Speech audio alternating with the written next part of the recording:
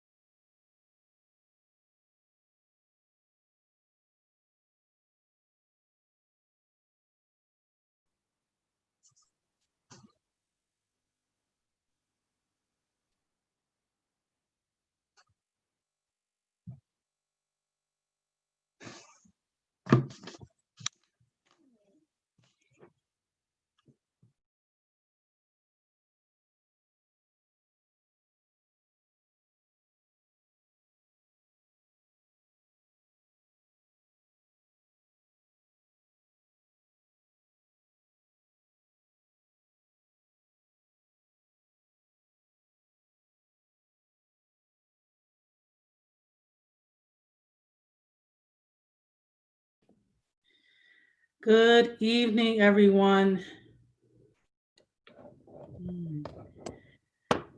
All right, so good evening, everyone. Welcome to our Community Development and Urban Planning Committee meeting. for our October meeting. We actually have one agenda item that will be removed from the agenda this evening, and that will be the first resolution for declaring the 201 Vandever Avenue. That one will be held in committee for now by Councilwoman Oliver. Before we get started, I want to start with introductions of council members that are here and are present.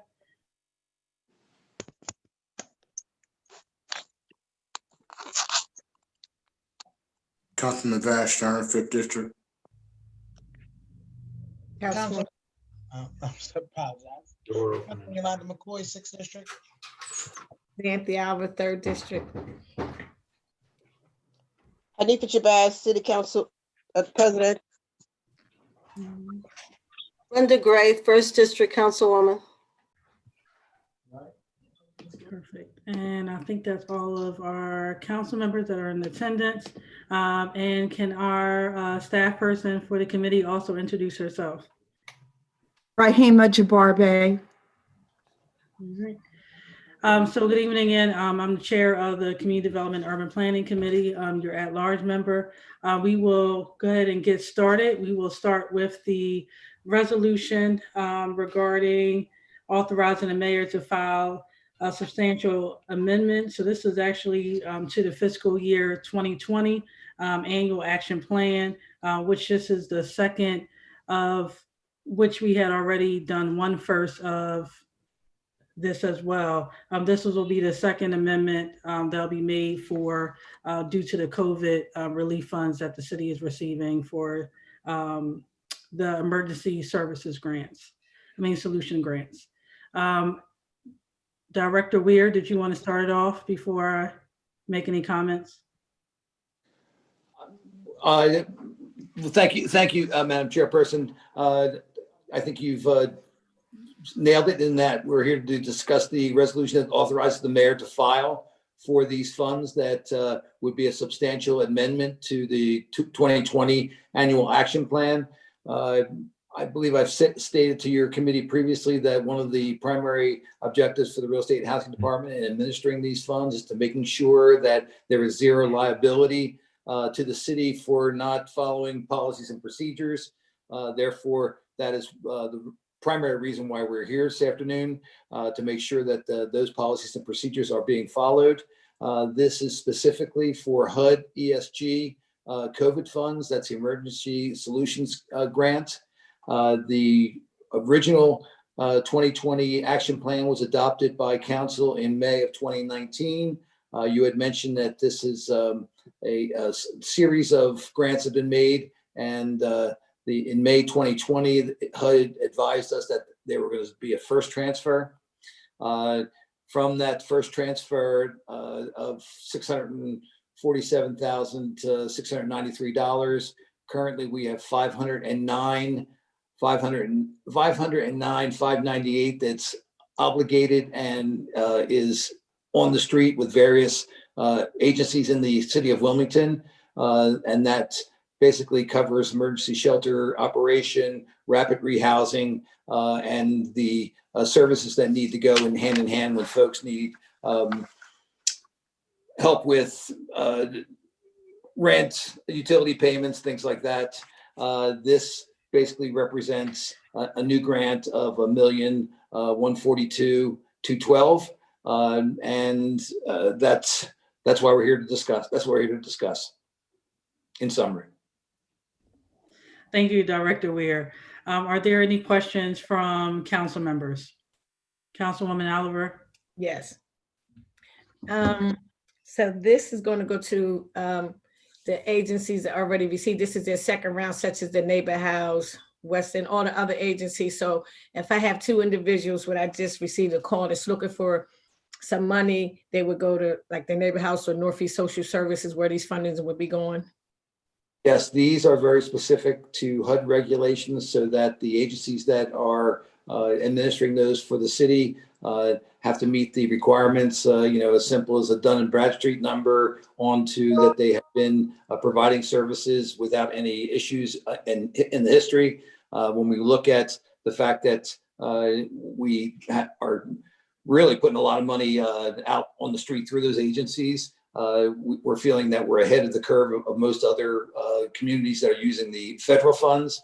I used the example the other day that, when someone would walk up to a corner to receive free lunch, if it is CARES money that's coming from the state or coming from the county, they receive that assistance and they walk away. These funds, there has to actually be an acknowledgement that are not duplicating services.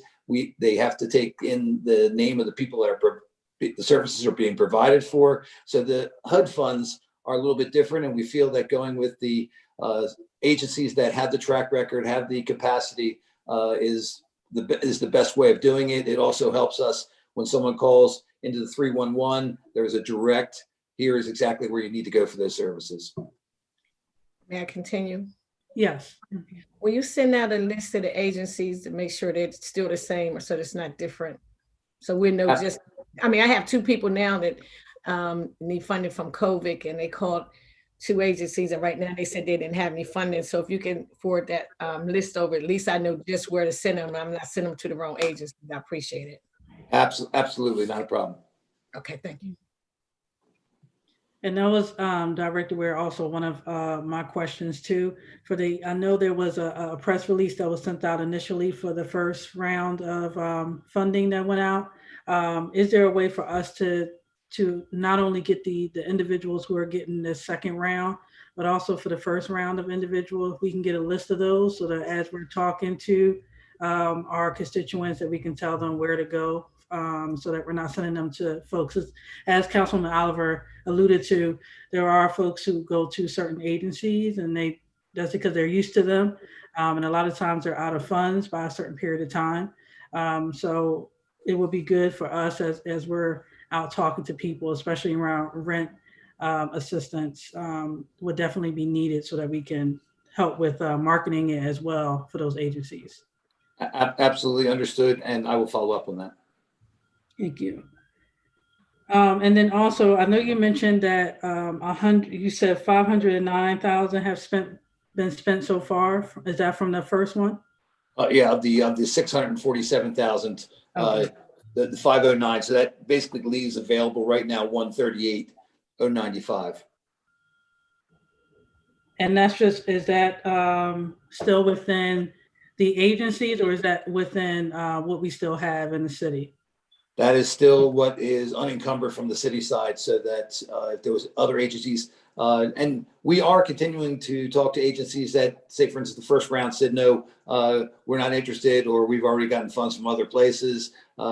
There is, the environment's changing out there and the demands are changing out there. So we certainly, when we think about this next round, we will advertise. We will have a meeting for information for anyone that is not in the loop, so that we make sure that we identify, recruit, and retain those agencies that are doing good work for the community. And I'll also say too, it'd be good if we can help with advertising through WITN also, and get it out through our networks in that capacity, and in our own individual districts and at large also. So that we can help with just, as much promotion as we can make as possible, especially as we know that there are going to be changes within, especially around evictions and a lot of those things as courts are opening back up. So, and I've been hearing different stories about different individuals having issues with rental assistance. So, and then I'll stop there. Councilwoman McCoy. Thank you, Madam Chair. Actually, I just wanted to, because I think I might have not heard whether or not the list of agencies, are they identical to the initial list that were given funds, or are there a few changes? I'm sorry, I didn't get that part. Councilwoman, right now, we are in the process where we are having the resolution approved so that we can have the substantial amendment. We would then advertise out. And then as far as if there would be any new agencies that would be eligible to become involved, we would add to that. But as of right now, the agencies that were approved through the first round, to the best of our knowledge, none of those agencies are out of money at this point. So the answer is right now, it would be the same agencies. once this is approved through council and the HUD authorization is given, we would have a opportunity to have different agencies or additional agencies get involved. Okay. All right, thank you. And Councilwoman Gray. Thank you, Chair. I just want to piggyback on Councilwoman Oliver's request that we get a list of the nonprofits that are getting the money last time and projected this time prior to this goes before council. This is going to council for full vote, correct? It's a resolution? Yes. Yes. So before it's on council schedule, I'd like that list. Well, the list, before it goes to council, I can deliver a list of the agencies that are currently under contract. It has to go through council and be approved before we can advertise and have any additional. So I would certainly commit to continuing the communication of any new agencies or any of the agencies. You know, I'll send the list of all the agencies, what they're providing, and then the actual contact persons in those agencies that we're dealing with right now. Absolutely, I can get that done tomorrow. Okay, thank you very much. Councilwoman McCoy. Thank you. Actually, I forgot to ask a question. So, Mr. Weir, I just wanted to find out, as I looked at that press release, some of the agencies, I was a little curious on why they were selected. One in particular was $300,000 to the state social service. Because of the fact that they are actually state, I was wondering why the funds that actually went to the city we were actually putting back out to the state. I was just trying to, rather than sending it out to the other organizations. That was a situation that we were partnering with both the county and the state so that we could maximize our impact in the community. And basically what happened there is that the state is the administrative entity, and then they bill us based on the location of the client. So if there is a client that needs to be rapidly rehoused, they go through the state's administrative system, and then the state would then bill our account more or less for the services that were rendered. So that was just a partnership with the county and the state, and trying to reduce the administrative costs. Okay, thank you. May I have a follow-up, Madam Chair? Yes. Just one other question. When putting together the list or actually communicating to the agencies that had already received, funds, wanted to find out, you stated that they seem to already still have funding left. If we can actually get like maybe a ballpark so we don't flood them, if they don't have but very few funds left, I don't want to flood them, but if there's still funding left, as we're starting to see more and more people who've basically reached the end of their limited funds, we want to make certain we're helping our residents here in the city.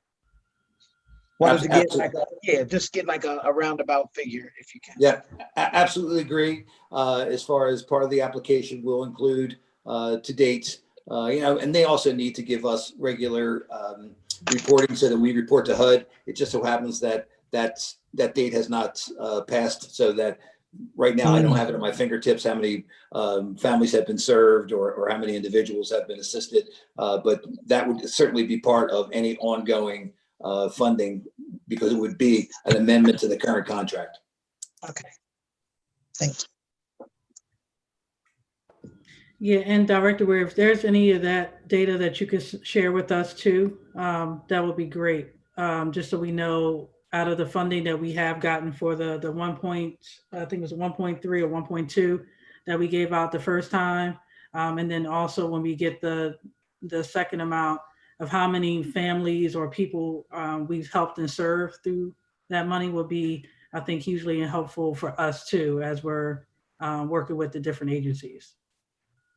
No, I hear that loud and clear. As far as, it's a little bit difficult because you're trying to partner with the agencies that have a little bit better capacity. At the same time, though, then you don't see Wilmington numbers unless you actually ask for them.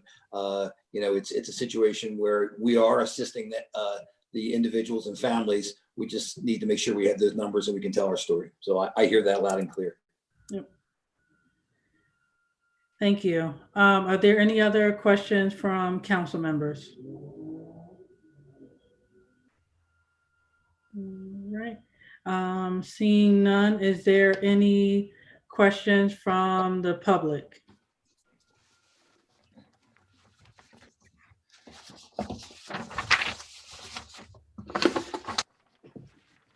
All right, seeing no hands raised in the public side. Any last comments or questions from council members?